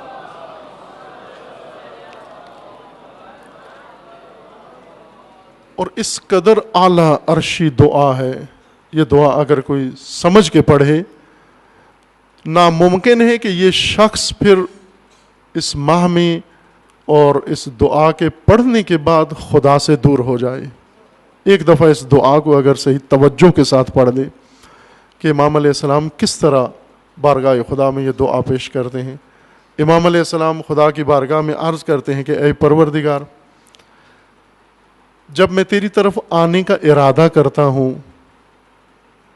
نیت کرتا ہوں، یعنی عام مومن کی ترجمانی ہو رہی ہے، ہماری حالت کی ترجمانی ہو رہی ہے۔ وہ ہستی تو خود تو وہ تو عارف باللہ، سالک اللہ ہیں، واصل اللہ ہیں، فانی فی اللہ ہیں، وہ تو ان مقامات پہ پہنچے ہوئے ہیں، معلم ہیں، اللہ نے ان کو معلم انسانیت بنایا ہے۔ خدا نے انہیں یہ فرمایا ہے کہ آپ تو میری ذات تک آ گئے ہو، لیکن میرے بندے ابھی تک نہیں آئے میری طرف۔ اب آپ کو میں مقرر کرتا ہوں کہ میرے بندوں کو سمجھا کے ان کو میرے پاس لے آؤ۔ اس لیے امام علیہ السلام کے یہ خوبصورت آہو نالے جو ان دعاؤں کے اندر موجود ہیں۔ اس دعا میں امام فرماتے ہیں کہ اے پروردگار، جب بندہ تیری بارگاہ میں آنے کا ارادہ کرتا ہے، اسی وقت سستی آ جاتی ہے، کاہلی آ جاتی ہے، اسی وقت کوئی کال آ جاتی ہے، اسی وقت کوئی مہمان آ جاتا ہے، اسی وقت کوئی رکاوٹ پیش آ جاتی ہے، اسی وقت کوئی مزاحم ہو جاتا ہے، اسی وقت میرا ارادہ بدل جاتا ہے۔ اے خدا، کہیں ایسا تو نہیں کہ یہ تیری طرف سے انتظام کیا گیا ہے، تو پسند ہی نہیں کرتا میں تیری بارگاہ میں آؤں، تو پسند ہی نہیں کرتا میں تجھے سجدہ کروں، شاید میں اتنا روح سیاہ ہو گیا ہوں کہ تو اپنی بارگاہ میں آنا بھی پسند نہیں کرتا، اور جب میں سوچتا ہوں تو کوئی بہانہ بنا دیتا ہے مجھے باہر ہی رکھنے کا۔ اے پروردگار، ان ساری رکاوٹوں کو دور کر مجھ سے۔ جب تیری طرف آنے کا ارادہ کرتا ہوں، عزیز من، اس ماہ میں خدا نے وہ ساری رکاوٹیں دور کر دی ہیں۔ پیش آیا ہوگا آپ کو بھی کہ آپ نے جب ارادہ کیا جاؤں، اٹھ کے جاؤں، مثلا نماز جمعہ میں جاؤں، جماعت میں جاؤں، قرآن پڑھوں، عین اسی وقت کوئی کام پیش آ گیا، حیرت بھی ہوتی ہے۔ بھائی صبح سے میں بیٹھا ہوا ہوں، فارغ بیٹھا ہوا ہوں، کوئی کام پیش نہیں آیا، عین اس وقت جب بندگی کا وقت آیا ہے یہ مزاحم آ گیا ہے۔ اس کو اس معنی میں بھی لیں عزیز من۔ اور امام علیہ السلام اس دعائے شریف میں خدا کی بارگاہ میں عرض کرتے ہیں، اے پروردگار، میں تجھے چھوڑ کر تیرا در رحمت کھٹکھٹاتا رہوں گا جب تک کھل نہیں جاتا، جب تک کھل نہیں جاتا میں اس در سے ہٹوں گا نہیں۔ عبیدک ببابک، تیرا حقیر بندہ تیرے در پہ آ گیا ہے، بیٹھا رہوں گا، روتا رہوں گا، چلاتا رہوں گا، چیختا رہوں گا، استغاثہ کرتا رہوں گا جب تک کھل نہیں جاتا۔ ایک شخص نے امیر المومنین علیہ السلام سے سوال کیا کہ یہ جو حج کے دوران مواقف رکھے گئے ہیں یہ کیا ہیں؟ امام علیہ السلام نے فرمایا یہ دروازے ہیں، خدا کی رحمت کے دروازے ہیں۔ حج میں ایسے ہوتا ہے، عرفہ میں بٹھا دیتے ہیں، پھر عرفہ سے اٹھا کے آ کے مزدلفہ میں بٹھا دیتے ہیں، پھر مزدلفہ سے اٹھا کے منا میں بٹھا دیتے ہیں، ایک وادی سے اٹھاتے ہیں دوسری وادی میں بٹھا دیتے ہیں۔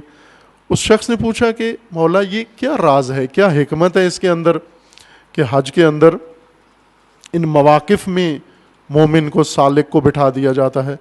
امام علیہ السلام نے فرمایا بندہ خدا یہ اللہ کے دروازے ہیں، اور جب کوئی خدا تک جاتا ہے تو پہلے اس کو دروازے پہ آ کے دستک دینا پڑتی ہے، اور دروازہ کھٹکھٹاتا ہے، اور اتنا کھٹکھٹاتا ہے کہ در رحمت خدا کھل جائے، اس لیے بٹھایا جاتا ہے کہ در رحمت خدا کھل جائے۔ ایک شخص نے امام علیہ السلام سے، امام ششم سے سوال کیا کہ اسماء اللہ، اللہ کے متعدد نام ہیں خداوند تبارک و تعالیٰ کے، جیسے دعائے شریف جوشن کبیر جو لیلۃ القدر کو انشاءاللہ پڑھیں گے آپ، جوشن کبیر میں 1000 نام ہیں اللہ تعالیٰ کے، 1000 نام اللہ تعالیٰ کے۔ اس رات آپ اللہ کو 1000 ناموں سے پکارتے ہیں۔ امام علیہ السلام سے سوال کیا گیا کہ یہ 1000 نام اللہ تعالیٰ کے، یا اتنے کثرت سے نام، ان کا راز کیا ہے؟ امام نے فرمایا یہ ابواب معرفت خدا ہیں، یہ بھی دروازے ہیں، خداوند تبارک و تعالیٰ کی معرفت کے دروازے ہیں۔ آپ ان ماہ مبارک رمضان میں اللہ کو ان ناموں سے جب یاد کرتے ہیں تو ان دروازوں پہ دستک دے رہے ہیں۔ آپ نے دیکھا کبھی بچہ ماں کا نافرمان ہو جاتا ہے، وہ ناراض ہو کر اسے گھر سے باہر نکال دیتی ہے، لیکن باہر اندھیرا ہے، اسے پتہ ہے باہر درندے ہیں، باہر چور ہیں، باہر ڈاکو ہیں، باہر ڈکیت ہیں، خوف سے در سے دور نہیں ہوتا، ڈیٹھ نہیں ہوتا بچہ، گھر کے باہر دروازے کے پاس ہی بیٹھ کے رونا شروع کر دیتا ہے اور دروازہ کھٹکھٹانا شروع کر دیتا ہے، تھوڑی دیر تک نہیں کھولتی۔ کیوں نہیں کھولتی؟ کہ اسے توجہ آ جائے، اسے توجہ آ جائے، نہیں کھولتی، لیکن پھر اس کے بعد فوراً جب وہ روتا ہے، جب مزید کھٹکھٹاتا ہے تو دروازہ کھول لیتی، اور نہ صرف کھولتی ہے بلکہ اس کو گلے لگا لیتی ہے، بلکہ اس کو سینے سے لگا لیتی ہے، بلکہ اسے گھر کے اندر لے جاتی ہے۔ عزیز من، جس خدا نے ماں کے اندر یہ شفقت رکھی ہے کہ وہ اپنے بیٹے کو بیرون در برداشت نہیں کر سکتی، تو وہ مظہر شفقت خدا ہے۔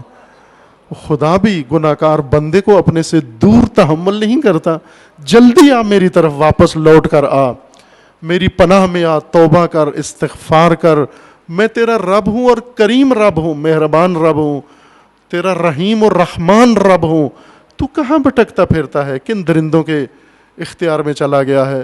تو پلٹ کے آ، دامن رحمت خدا میں آ۔ استغفار بھی اس مہینے میں کثرت سے کریں۔ روزہ رکھیں، سب مومنین روزہ رکھیں، روزہ رکھنے کے بہانے ڈھونڈیں۔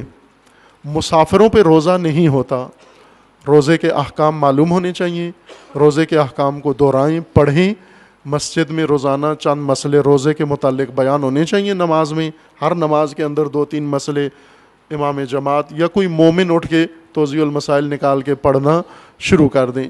چند ایک مسئلے میں عرض کرتا ہوں آگاہی کے لیے۔ روزہ واجب ہے ہر مکلف کے اوپر، یعنی 15 سال چاند کے لحاظ سے، چاند کی تاریخوں، قمری تاریخوں کے مطابق 15 سال کا لڑکا اور 9 سال کی لڑکی، ان کے اوپر روزہ واجب ہے۔ اگرچہ سخت ہے، خصوصاً آج کل کا روزہ گرمی کا سخت ہے یہ روزہ، لیکن رکھنا ہے آپ نے۔ معمولی سختی روزے کے اندر ہے، اور یہی اسی لیے واجب قرار دیا گیا کہ تھوڑا سا سخت ہے۔ اگر اس میں سختی نہ ہوتی تو واجب بھی نہ ہوتا۔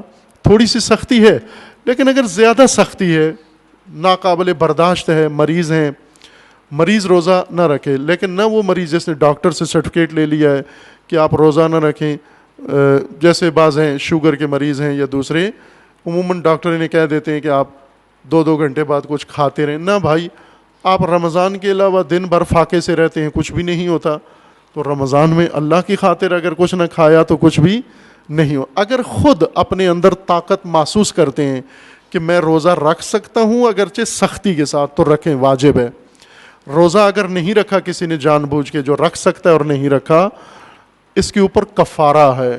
کفارہ بہت شدید گناہ کا کفارہ ہوتا ہے، بہت سخت گناہ کا کفارہ ہے. یعنی ایسا گناہ کہ جس کی اشد مجازات اور اشد سزا خدا نے رکھی ہے. کفارہ یہ کہ 60 مسکینوں کو کھانا کھلائیں یا 60 متواتر روزے رکھیں بغیر وقفے کے، پھر ایک روزے کی تلافی ہوتی ہے. جو پہلے چھوٹ گئے ہیں ان کی بابت مغفرت طلب کریں، توبہ کریں اور ان کی قضا بجا لائیں، اور جن کا کفارہ ہے کفارہ ادا کریں. مسافر پر روزہ نہیں ہے. مسافر جو اپنے شہر سے دور ہو جائے، اتنا دور ہو جائے جو شرعی مسافت کے لحاظ سے رکھا گیا ہے کہ اس کا تقریباً 30 کلومیٹر سفر بنتا ہو، اپنے شہر سے باہر چلا جائے، اور وہ بھی زوال سے پہلے، سورج زوال سے پہلے. سورج آپ کے افق پر 12:00 پر زوال ہو جاتا ہے، 12:05 10 پر زوال ہو جاتا ہے. اب دقیق میرے ذہن میں نہیں ہے گجرانوالہ کا افق، لیکن ہر شہر کے رہنے والے اپنے شہر کا زوال کا وقت معلوم کریں، جو 12 بجے کے قریب ہی تقریباً پاکستان میں بنتا ہے. اگر آپ 12 بجے یا 12:15 بجے تک اپنے شہر میں ہیں اور 12:15 بجے کے بعد آپ نے اپنا شہر چھوڑا ہے، پھر جتنا 100 کلومیٹر بھی دور چلے جائیں، 1000 کلومیٹر بھی چلے جائیں، روزہ رکھنا ہے آپ نے.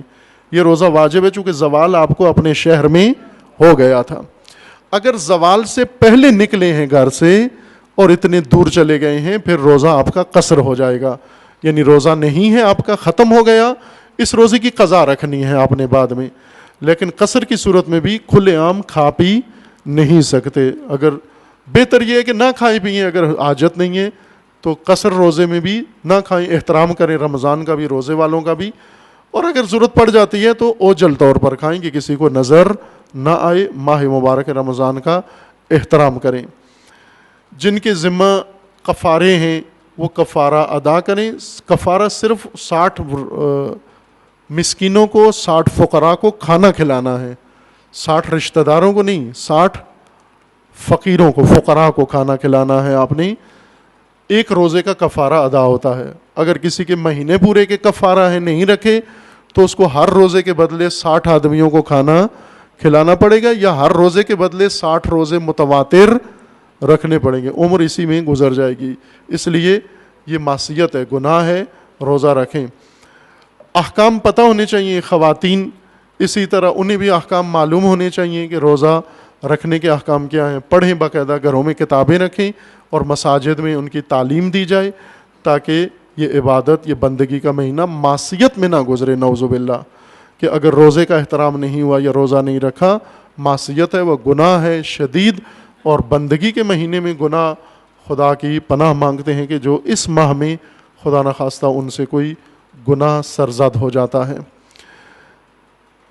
حالات ملکی و غیر ملکی حالات ابتر ہیں. مستقل گفتگو چاہیے تھی، وقت گزر گیا ہمارا اس خطبے کا.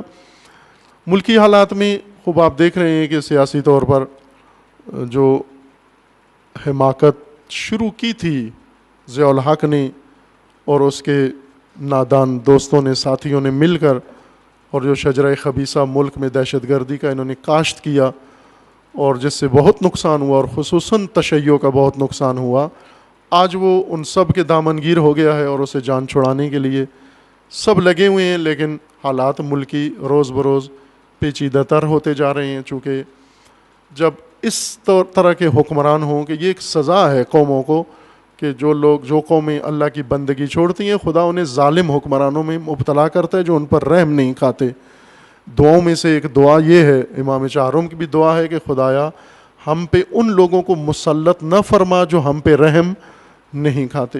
بے رحم لوگوں کو ہم پہ مسلط نہ کر. کہ متاسفانہ یہ ہمارے اپنے اعمال کا ہی نتیجہ سمجھ لیں کہ ہمارے اوپر ایسے لوگ مسلط ہیں جو ذرا برابر ہمارے اوپر رحم نہیں کھاتے. کہ خدا اس مصیبت سے اس ملت کو نجات عطا فرمائے. خوب حالات آپ دیکھ رہے ہیں کہ پیچیدہ سے پیچیدہ تر ہوتے جا رہے ہیں، غیر ملکی مداخلت پاکستان کے اندر بڑھتی جا رہی ہے، اور سب سے جو بڑا المیہ پاکستان کے لیے ہوتا ہے وہ یہ کہ جہاں بھی دنیا میں کسی جگہ کوئی بحران ہو بیچ میں پاکستان ضرور شامل ہوتا ہے. کہ اس وقت یمن کے مسئلے کے اندر ایک بڑی تعداد پاکستانیوں کے یہاں سے بھرتی کر کے بھیجے گئے ہیں مختلف شہروں سے، خصوصاً پنجاب سے ہزاروں لوگ قطر اور سعودیہ بھیجے گئے ہیں یمنیوں کی مخالفت کے لیے، یمنیوں کے ساتھ جنگ کے لیے. خوب یمن کی صورتحال آپ کو روز بروز پہنچتی رہی ہوگی، معلوم نہیں ان منابع تک آپ پہنچتے ہیں یا نہیں، چونکہ پاکستانی میڈیا عموماً نہیں دیتا ایسی خبریں، صرف یہ خبریں دیتا ہے کہ سعودی عرب نے بمباری کی ہے. ماہ رمضان میں پہلے روزے کو، کل وہاں پہلا روزہ تھا، اور پہلے روزے کو انہوں نے ایسی بمباری کی ہے کہ سابقہ بمباریوں کا ریکارڈ توڑ دیے ہیں، اور بے گناہ نہتے لوگوں کو، عورتوں بچوں کو، روزے داروں کو شہید کیا ہے انہوں نے. لیکن مجموعی طور پر ابھی یہ اعتراف ہے خود سعودیوں کا، آل سعود کا، اور پوری دنیا کا اعتراف ہے کہ یمن میں سعودیہ کو شکست ہو گئی ہے. کوئی مقصد و ہدف انہوں نے پورا نہیں کیا، ایک انچ جگہ نہیں چھڑا سکے حوثیوں سے، ایک انچ جگہ اپنی جو یہ چاہتے تھے کہ مثلا وہ عدن سے پیچھے چلے جائیں، وہ نہیں جا سکے، وہ فلاں بندرگاہ سے پیچھے چلے جائیں، انہوں نے ایئرپورٹ پر بھی قبضہ کر لیا. یہ چاہتے تھے فلاں شہر سے نکل جائیں، انہوں نے 2 شہر اور قبضے میں کر لیے. مکمل طور پر شکست خوردہ ہیں، اور اب راہیں ڈھونڈ رہے ہیں. جس طرح جنیوا میں ان کی ملاقاتیں ہو رہی ہیں اور وہاں مذاکرات شروع ہو گئے ہیں یمنی گروہ کے. اقوام متحدہ جو پہلے اقوام متحدہ نے یمن میں حوثیوں کو اسلحہ سپلائی پر پابندی لگائی تھی، یہ اقوام متحدہ کا پہلا منافقانہ قرارداد انہوں نے پاس کی. اب انہوں نے قرارداد پاس کیا کہ یمن میں فوراً جنگ بند ہونی چاہیے. کیوں بند ہونی چاہیے؟ اس لیے کہ یمنیوں نے اب بڑھ کر، چونکہ پہلے انہوں نے کہا تھا کہ شروع تم نے کی ہے، ختم ہم کریں گے جنگ، اور اب انہوں نے کل ہی سعودی بارڈر کے قریب سعودی چھونی ٹینکوں توپوں سمیت قبضے میں کر لی ہے، اور ساری فوج آل سعود کی بھاگ گئی وہاں سے، اور تمام جنگی مشینری یمنی ان فورس کے قبضے میں آ گئی ہے. یہ حالت ہے ان کی آخری امید پاکستانیوں سے ہے. یہی پاکستانی دہشت گرد گروہ، شدت پسند گروہ جو سعودیہ ہی نے پالے تھے ادھر پیسہ لگا کر، اس فوج سے مدد مانگی ہے، اور ہمارے نادان حکمران ان کو مختلف بہانوں سے بھیج رہے ہیں ادھر. وہاں پر ملک کی بھی بدنامی ہو رہی ہے، اور مشکلات ملک کے اندر پیچیدہ تر ہوتی جا رہی ہیں کہ اس کا اثر یہاں بھی پڑ رہا ہے. شام میں صورتحال ابھی اس وقت پیچیدہ اس وجہ سے ہے کہ امریکہ جو ایک طرف سے دعوے کرتا ہے کہ داعش کو ختم کرنا ہے، دوسری طرف سے داعش کو سپورٹ کرتا ہے. عراق میں داعش بالکل ختم ہونے کے قریب جا چکے تھے. جب عراقی عوام نے اور ملیشیا نے قیام کیا تو بالکل نابودی کے قریب پہنچا دیا، اور عین اس وقت امریکہ پھر داعش کی مدد کو آیا، اور اس نے بچایا اس نعرے کے ساتھ کہ داعش سے بڑا خطرہ ایران ہے. اگر داعش عراق سے نکل جائے یا ختم ہو جائے اور ایران مسلط ہو جائے عراق پر، تو اس میں ہمیں زیادہ خطرہ ہے. اس سے بہتر ہے کہ داعش رہیں اور ایران عراق کے اندر مثلا قابض نہ ہو. اور اس قسم کی واحد باتوں سے دوبارہ انہوں نے داعش کی مدد شروع کر دی ہے ایران کو روکنے کے لیے، کہ وہاں بھی صورتحال اس طرح کی بنی ہوئی ہے. لیکن ظاہر ہے کہ وہاں اب مسلم ہو چکا ہے کہ عراق کے عوام نے، اور خصوصاً جس میں شیعہ مومنین نے، اہل سنت کے بھی دستے اس کے اندر شامل ہیں، اور ایک بڑی تعداد اہل سنت اس عوامی فوج کا حصہ ہیں. شیعہ سنی مل کر انہوں نے جو عوامی ملیشیا بنائی ہے، اس فورس نے داعش کو ہراساں کر دیا ہے. اب جس دن امریکہ نے ہاتھ اٹھایا اس دن داعش عراق میں آخری دن ہوگا ان کا. صورتحال اس طرح سے ہے کہ مشرق وسطیٰ میں کہ اب طاقت کا توازن امریکہ کی مداخلت کی وجہ سے کسی ایک فریق کی طرف نہیں ہے، صرف امریکہ اور اسرائیل کی وجہ سے. چونکہ امریکہ اسرائیل کو تحفظ دینا چاہتا ہے، اس نے کھول کے بیان بھی کیا ہے کہ ہم کسی صورت میں بھی کوئی طاقت، کوئی ملک اسرائیل سے زیادہ قوی تر نہیں بننے دیں گے، نہ ایٹمی ملک، نہ ٹیکنالوجی میں، نہ فوج کے لحاظ سے، نہ جنگ۔ یہ کھلا اعلان ہے اوباما کا کہ ہمارا یہ عہد ہے کہ ہم اسرائیل سے زیادہ بڑی طاقت علاقے میں پنپنے اور بننے نہیں دیں گے۔ خوب، اس نقطۂ نگاہ سے پیچیدہ صورتحال ہے۔ اگر یہ مداخلت ان کی ختم ہو یا پیچھے ہٹے امریکہ، تو واضح طور پر مشرق وسطیٰ میں الحمدللہ اس وقت مجاہدین مبارزین اس پوزیشن میں ہیں کہ ایک ہفتے کے اندر اندر پورے مشرق وسطیٰ کے ان بحرانوں کا فیصلہ کرنے کے قابل ہیں۔ امریکہ کی مداخلت کے باوجود بھی ہیں، لیکن شاید ان کی پالیسی یہ ہے کہ اس طرح سے بحران اور مزید نہ بڑھائیں، بلکہ اسی حد پر روک کر اس کو یہیں پر ختم کریں۔ آنے والے دنوں میں دیکھیں کیا ہوتا ہے، اور خدا کرے انشاءاللہ کہ اسی ماہ مبارک میں اللہ تعالیٰ وہ خوشخبریاں و وعدے بشارتیں جو مومنین کے لیے ہیں انشاءاللہ خدا اسی ماہ میں نصیب فرمائے ہمیں انشاءاللہ۔ جیسا پہلے اشارہ کیا تھا کہ مومنین ہوشیار رہیں، خبردار رہیں، آگاہ رہیں۔ ماہ مبارک رمضان بالخصوص اس عنوان سے اس میں جو ایام شہادت امیر المومنین ہیں، ان ایام کے لیے ابھی سے جہاں جہاں مجالس و جلوس کا اہتمام ہے، ہوشیاری کے ساتھ، بیداری کے ساتھ، پوری تیاری کے ساتھ اپنے مذہبی فرائض و رسومات ادا کریں، اور تاکہ نعوذ باللہ کہیں ایسا نہ ہو کہ دشمن کو موقع ملے کسی کمزوری سے فائدہ اٹھا کے نقصان نہ ہو۔ اس لیے مومنین اس ماہ میں ہوشیار رہیں کہ سیاستدانوں کو یا یہاں جماعتوں کو ذرا سا جب بھی موقع ملتا ہے ذہنی طور پر آسودہ ہوتے ہیں، پھر فوراً شیعہ کا رخ کرتے ہیں۔ پہلے تو انہیں اپنی پڑی ہوتی ہے، لیکن جو ہی انہیں ذرا فراغت ملتی ہے، یہ سرگرمی کے طور پر ہی سے ہی یہ شیعہ کا رخ کرتے ہیں۔ کہ ہماری دعا ہے کہ خداوند تعالیٰ انشاءاللہ تمام امت اسلامیہ کو ظلم و ستم سے نجات عطا فرمائے۔ خداوند تبارک و تعالیٰ امت اسلامیہ کو فتنوں سے رہائی عطا فرمائے، خصوصاً فتنہ تکفیریت کو پروردگار سے دعا ہے پر الہ فتنہ تکفیریت کو نیست و نابود فرما، اس کے حامیوں سرپرستوں کو رسوا فرما۔ پروردگارہ تمام مجاہدین اسلام کو کامیابی عطا فرما، تمام مظلومین کو کامیابی عطا فرما، مظلومین یمن کو کامیابی عطا فرما، مظلومین بحرین کی مدد فرما، مظلومین لبنان و شام کی نصرت فرما، مظلومین عراق کی مدد فرما۔ خداوند بحق محمد و آل محمد حزب اللہ کو کامیابی عطا فرما، سید مقاومت سید حسن نصر اللہ کی حفاظت فرما، رہبر معظم انقلاب اسلامی کا سایہ دراز فرما، انقلاب اسلامی کو دشمنوں کے شر سے محفوظ فرما، انقلاب اسلامی کو انقلاب امام زمان سے متصل فرما، مملکت پاکستان کی حفاظت فرما، اس ملک کو اندرونی بیرونی دشمنوں کے شر سے محفوظ فرما، ملک کے اندر امن و امان قائم فرما، دہشت گردی، فرقہ واریت، فتنہ و فساد و نفاق پھیلانے والوں کو نیست و نابود فرما، ان کے حامیوں بانیوں سرپرستوں کو رسوا فرما۔ پیروان امیر المومنین شیعیان علی ابن ابی طالب جہاں بھی ہیں، بالخصوص سعودی عرب میں، یمن میں، عراق میں، شام میں، بحرین میں، لبنان میں اور بالاخص پاکستان میں، ان سب کے عزت و مال و جان و ناموس کی حفاظت فرما۔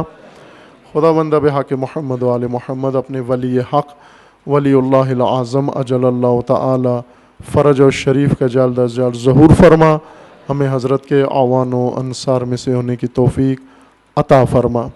اعوذ باللہ من الشیطان الرجیم، بسم اللہ الرحمن الرحیم، انا اعطیناک الکوثر فصل لربک وانحر ان شانئک هو الابتر۔ صدق اللہ۔